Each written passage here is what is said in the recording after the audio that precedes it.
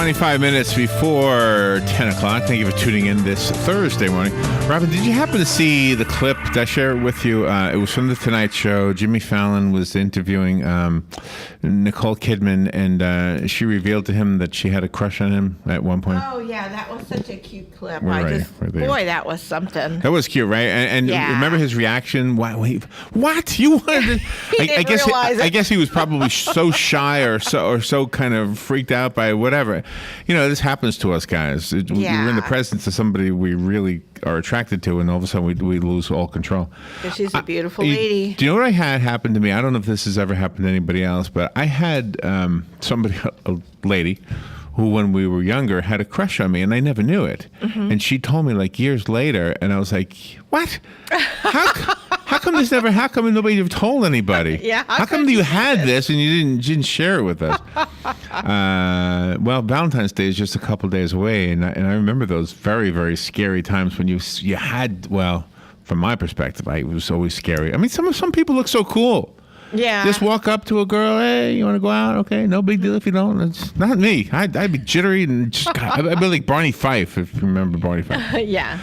Jenny Han is one of those writers who is a star. And I mean, if you look at the red carpet on the Grammy Awards and you see those stars, well, Jenny Han is that exact same equivalent, but in the literary world. Mm-hmm. Yep. She's young, she's beautiful, she's talented, she's got everything it takes, and it's not easy to have a hit book, but she's been doing it, and she's got a new one called To All the Boys I've Loved Before. Mm-hmm. It's a funny premise, but gosh, a scary premise. It's as if all of your letters, and I think this actually happens in the book, your love letters that you didn't intend anybody to actually see get sent to those people. Yeah. Which from my perspective, I would have loved to have seen one of them. In time for me, it would be like the Jimmy Fallon thing. If he only knew what Nicole Kidman was thinking when she was in his apartment at that time. Yeah. And if you haven't seen that clip, by the way, just look it up on YouTube. It's a good one.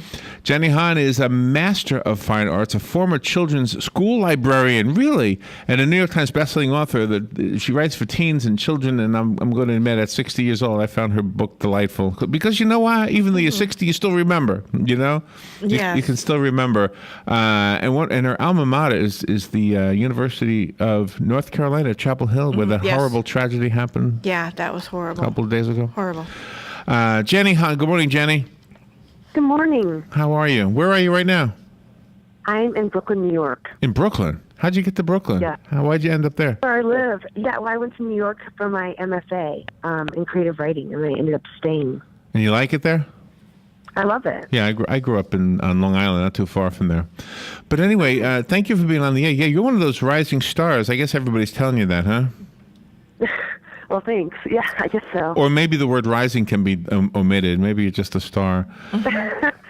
Rising's good. This is a funny topic, and yet everybody can relate to this. So I want you to talk about it. But real quickly, I know it's a sad and somber thing, but how affected were you by that news out of your old university? Yeah, I was pretty devastated. Yeah. It's very sad. My heart is in Chapel Hill right now. Actually, I was in Asheville, North Carolina, when I heard the news about it. Oh, you were? And, oh, wow. Yeah, I was there for a book conference. So I'm very sad, but I'm uplifted looking at all the photos of all the people who came out last night for the vigil. Yeah. And my thoughts and prayers are with them. Your book will uplift some people. I think it's just a joyful read. It's just a fun read, and at the same time, you find yourself feeling nervous at the same time as you're experiencing the fun at somebody else's expense, so to speak, through your words. So how did this happen to you at all? This did not happen to me, although the idea for the book did come from my own life. I used to write love letters to boys when I was trying to get over them. And, I would just kind of pour my heart out and put all my most personal thoughts on the page. And it was really helpful in helping me move on. But the letter was just for me, so I would seal it up and I would just put it in a hat box and save it. Now, this is what somebody you had a relationship with, or somebody you wanted to have a relationship with? Both. Both. Yeah, sometimes it was loving somebody from afar. and then they never really knew Yeah. how I felt about them. But, you know, it was a good way to move on from it. Robin, did you do that ever? Oh, I did one time. I was a lab assistant for the chemistry and advanced biology classes, and I liked this one fellow who just happened to be on the football team. So he was real popular. He was dating cheerleaders and stuff. So I wrote on the back of his test paper after I graded it, I said, "Hi, my name's Robin. I'd like to meet you and go out with you." And boy, was that a mistake, because after class, after they, put the papers out and everything, he and all of his friends in class just came out and were laughing at me. They thought I was so stupid for doing no. it. Yeah. So I never did that again. That's why us girls kind of keep things in, Oh, and you, Yeah. That's brave Yeah, it of was you. awful. and you must have been adorable. How could they have they all wanted you. They just didn't tell you. That's what I think. So that was embarrassing. Very That's bad. what I think. Us guys are so stupid. We're so stupid, aren't we? Us guys, I'm Yeah, telling guys you. are jerks. Well, I think we all are, Jenny. I'm one of them. I really do. I looked at a picture of myself from 16 years old. It was somebody sent it to me. I was in my classroom, and I'm looking at the girls in that photo going, what was I thinking? How come I didn't notice how pretty they were at the time? Yeah. What's wrong with me? I don't know. But anyway, well, you're a delight already. So I guess the audience has somewhat of an understanding of what the book is about, but just give us the official movie trailer version, if you could. Okay, so it's about a girl named Laura Jean who writes love letters to boys when she's trying to get over them. And they're for her eyes only until the day that all of her letters get sent out and chaos ensues. That's really intriguing, though. It really is, because sometimes Yeah. the boys, they react one way around friends, but when they're by themselves, they react a different way. Exactly. I remember I had a guy who I liked in high school, and we used to talk on the phone all the time, but then he would be like ignoring me in front of his friends. I think that's sort of like Oh, that's crazy. See, I'm telling you, we're so stupid. I'm looking at your picture. You're as cute as can be. If the protagonist in the book is like you, I mean, every one of these guys should be saying, "So this is great news." I mean, so so that's what you do with each letter as the guys get the letters. You kind of let us know what their reaction is. Yeah, kind of. I mean, there's 5 letters in all, and some of them are from a very long time ago because she's been writing them for a long time, since like middle school, and now she's a junior in high school. So it's almost like the day of reckoning, because a lot of the ghosts from her past come back to haunt her. In your days as a school librarian and a children's bookseller, you must have been able to witness encounters firsthand, and you must have thought, "Oh, okay, she likes this fella, but she's not doing anything," and vice versa. Would you ever go up to somebody and give them some advice that way? No, you know what? I think that they never really wanted to hear it from the adults anyways. I was just observing those moments. But it was always cute. It was cute. It was especially cute when they were like in middle school, like 6th grade, and the girls had already at that point like shot up to like 5'5", 5'6", and the boys still looked like they were like 8 years old. You know what I mean? But they would like be dating, and it was pretty adorable. Mm-hmm. Oh wow! Do you know what I'm kind of encouraged by? The fact that you have a large readership. I was reading about you, and it's very encouraging, because you always get this bleak picture about reading in the younger generation. That they're not, but they are reading. They're reading stuff that they like to read. So I mean, good for you. They are, yeah, and they're passionate, and they're such great fans too, which it's very affirming for writers as well. Because I'm on Twitter, I'm on Instagram, and my fans are often like getting in touch with me, and I love it. The Summer I Turned Pretty is not the book we're talking about, but that was one of your other books. Mm-hmm. Can we talk about I love the title, The Summer I Turned Pretty. This is a girl thing. Yeah, it is. I mean, I guess a guy thing would be the summer I got buff or something. I don't know. Thought you were going to say another about, one. Oh, no. Trilogy.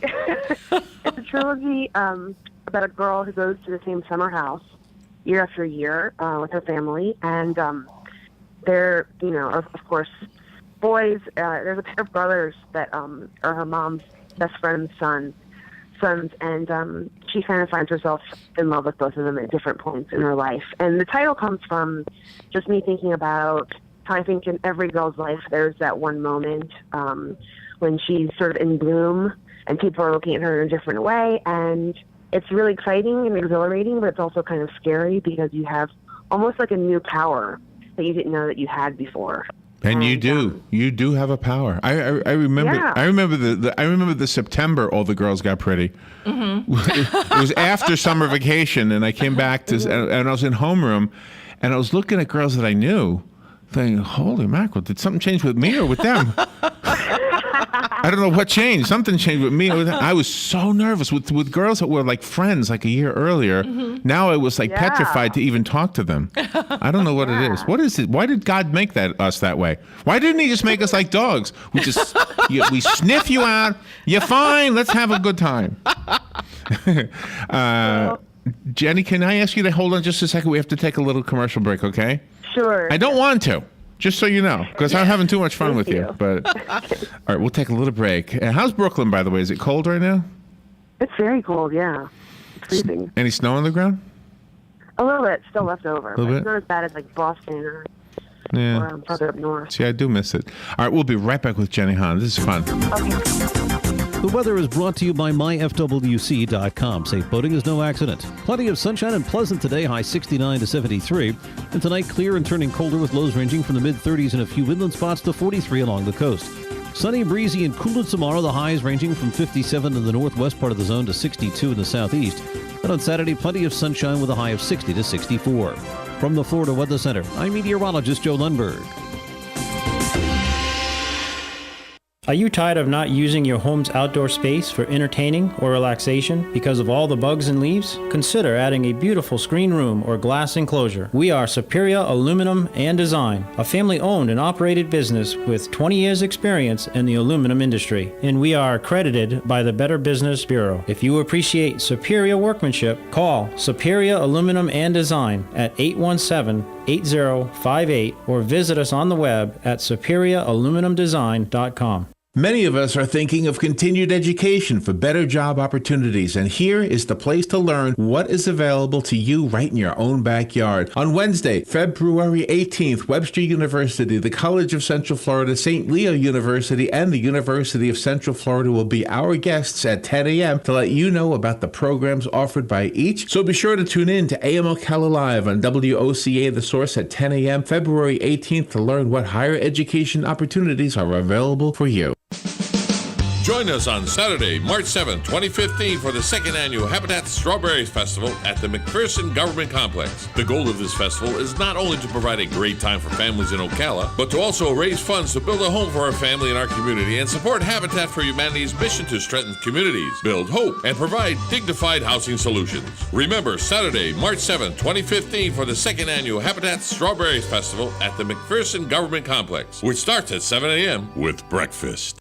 All right, 12 minutes before 10 o'clock. Thank you for tuning in Brooklyn right now, Robin. According to the internet, it's 32 degrees. Temperatures expected to drop to 9 degrees tonight. Wow. And here in sunny, beautiful Florida, here it is 51 degrees.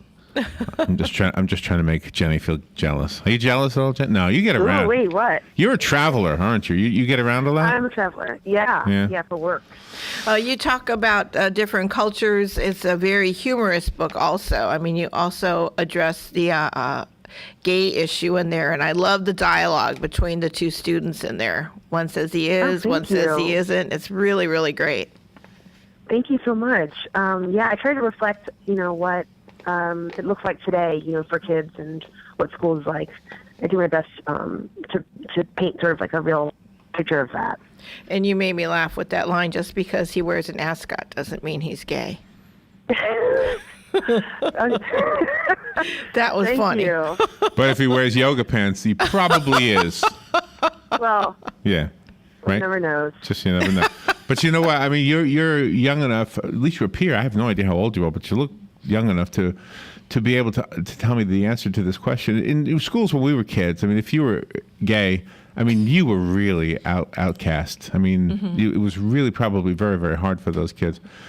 But in the context of a crush, can you imagine if those letters got out back in our day? Oh, that would have been suicide. People literally would have been horrible. Yeah. But at least now it's a little bit more open. Do you agree with that, Jenny? I think it is. When I was in school, I had a couple of, people who are gay in my school, but not many. But our school is very diverse, and so I think in terms of that, it was a pretty welcoming atmosphere. I mean, in terms of race as well. And I think now also it's a little easier, but not to say that it's easy, because you're still, in such a minority.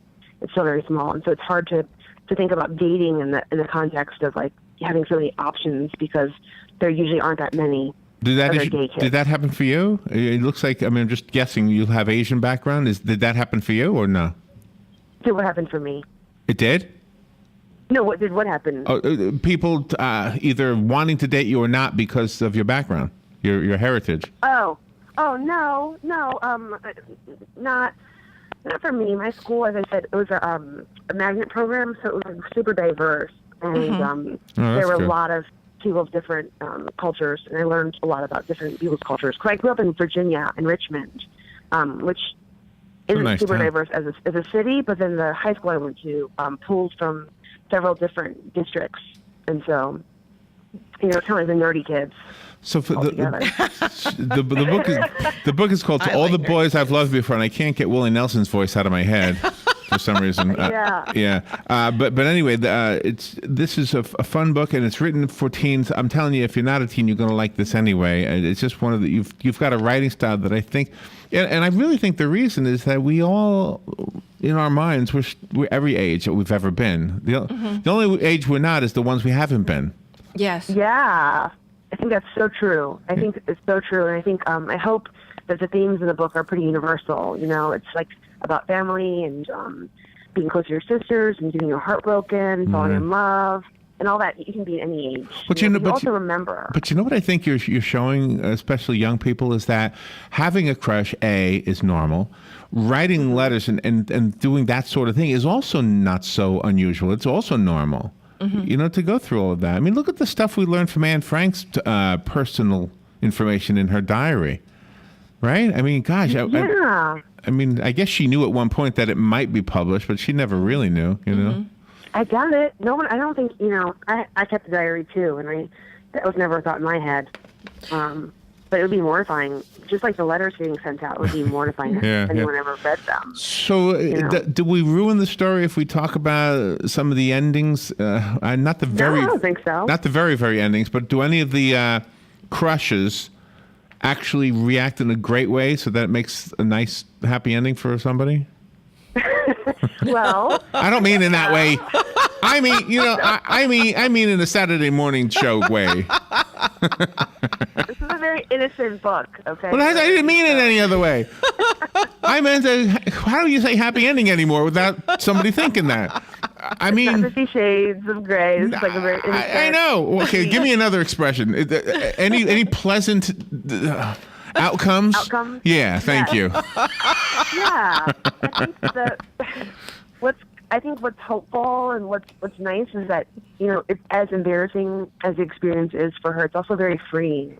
She's a shy character. She's very much in her own head, and she likes to be at home with her family and like bake and read and scrapbook. And this whole experience is what kind of forces her to be in the world a bit more and have people see the real her. Tell me about it opens up opportunities. Are you an only child? No, I have a sister. A sister, no brothers. Mm-hmm. No brothers. So who's older, you or your sister? I'm older. Yeah. So you were the first one to bring a boy home? Yeah. Yeah. Yeah? No, I guess so. Although I would say that I really didn't bring many boys home in high school because my parents were a bit strict and like protective of me, and also I was just very like involved in church and my schoolwork, and kind of like my main character Laura Jean, where I wasn't somebody who was into like dating and like going to parties that much. I was more into like books and having crushes from afar. So did you have guys flirting with you that you really didn't want to flirt with? I mean, did you have the opposite? Did you have guys who had crushes on you? I mean, I guess everybody does, right? I would think so. I mean, look at you. Well, no, not everybody, but you probably did. And so, okay, so what did you do? I mean, how did you discourage them? I mean, and what if they wrote a letter to you? Then I would say thank you. Thank you. Probably. That was nice. Thank you. Thank you. It was really nice. That's Yeah. nice, but stay away. Let's be friends. Thank you, but no, thank you. Do you think parents now should take more of a parental role than a friend role? Because I know I've seen girls who I think are like 13. They're dating fellas that are 16, driving cars and things, and their parents don't seem to mind that. And I never let my daughter or my son, do that, have that much of an age difference, especially when they were 13 and wanting to date somebody 16. I think 13 and 16 is a pretty big gap. I mean, 16, you've got a car, you're driving around in Yeah. your own little apartment. Right. Not in New York, you're not. Maybe, No, not in New York, not sure. maybe in Richmond. Well, here in Florida, I 13 guess I should have huge. prefaced it with that. Yeah. Here in Florida, I've seen 13-year-olds dating 16-year-olds with cars. So don't you think that parents should take a more responsible role for something like that to make their children well-rounded? I mean, I don't want to tell someone how to parent, but that's a big. I mean, 3 years is different when you're like 18 and 21, but 13 and 16 is still kind of like a little kid. Yeah, I And, think so. Yeah. You're going to be a star if you're not already. I mean, you're new to me, but I know you're not new to everybody, Jenny. And are you okay with Hollywood taking one of your books and make it into a movie? Some authors don't want I would that. love it. You would No, would I love would it. In fact, this one's been optioned by Overbrook Entertainment, which is Will Smith's production company. Oh wow. So, and they've been really great. And they just did Annie recently, and they have like Karate Kid 2 coming out. So I'm excited about it. Yeah. Well, that is exciting, and we're excited for you.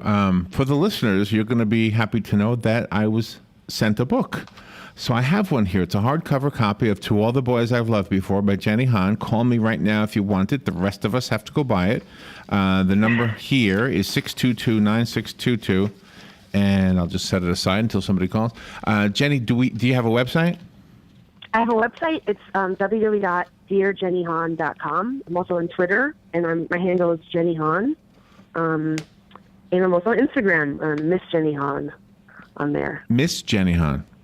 Yeah. Okay. Jenny Han was taken. Instagram. Oh, really? And Han is spelled H-A-N for those who don't know. DearJennyHan.com is the website. Yeah, Han like Han Solo. Yeah, That's right, Han like Han Solo. He's a star.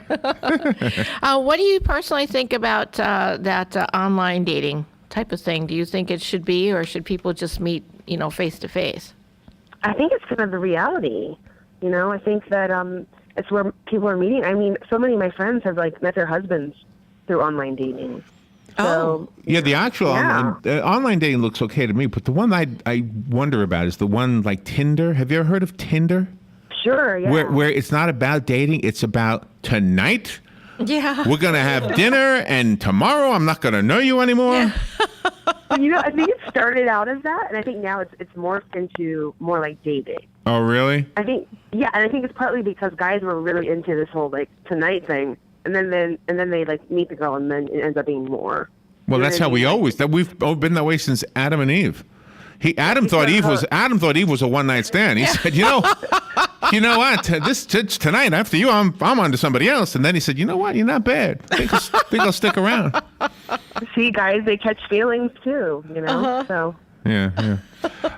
You're fun. I can't wait to see you as you not develop. I mean, you're there already.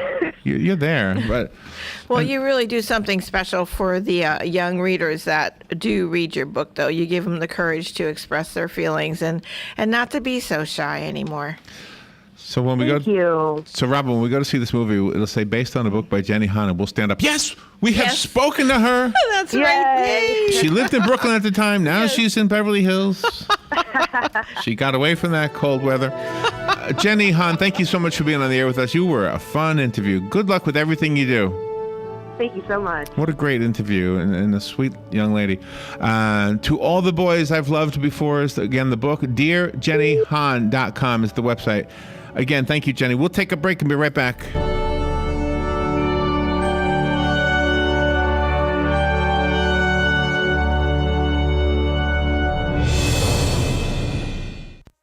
Broadcasting from the Paddock Mall Studios, this is WOCA, Ocala, Gainesville, The Villages, 1370 AM, 96.3 FM, The Source.